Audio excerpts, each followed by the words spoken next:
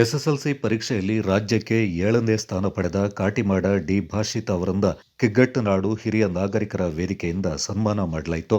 ಸ್ಪರ್ಧಾತ್ಮಕ ಪರೀಕ್ಷೆ ಎದುರಿಸಿ ಐಎಎಸ್ ಅಧಿಕಾರಿಯಾಗಿ ಬೆಳೆಯುವಷ್ಟು ಶ್ರಮವಹಿಸಬೇಕೆಂದು ಹಿರಿಯರು ಸಲಹೆ ನೀಡಿದರು.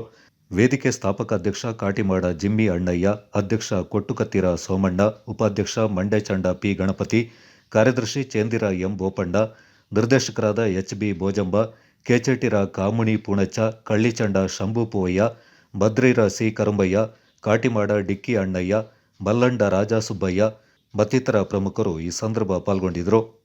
ಕೊಡಗು ಚಾನಲ್ ವರದಿ ಚಂಪಾ ಗಗನ, ಪೊನ್ನಂಪೇಟೆ. ಭಾಷೆ ತಗೊಳ್ಳೋಕ ಅವ ಸಬ್ಜೆಕ್ಟ್ ಎಕ್ಸ್ಪರ್ಟ್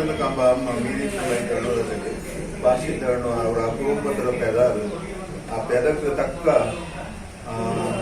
எங்களுக்கு அனுபவிச்சுட்டு வச்சது ஒரு அனுபவம் கேಳೋದು ಅದಕ್ಕೆ ಆ ಕುಂಜಿನ ಪಡೆದಂತ ಅಪ್ಪನವ പിന്നെ താത്താവയ നിങ്ങളെ ധന്യങ്കാല നീണ്ട് ധന്യവാദ ನಾನು ಆ ಕುಂಜಿക്ക് ಇನ್ನಚ್ಚಕ್ಕೆ ತುಂಬ ಎಲ್ಲರ ಪರವಾಯಿತು, ನಾಡ ಪರವಾಯಿತು.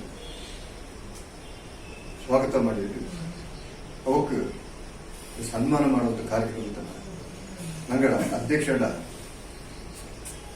ಲೀಡರ್ಶಿಪ್ ಮುಂದುವರಿತದೆ, ನಾಯಕತ್ವ ಅದು ನನಗೆ vice president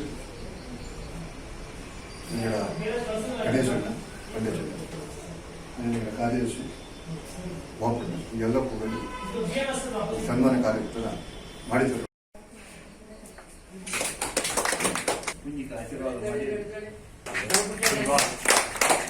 Since mobile data is turned off,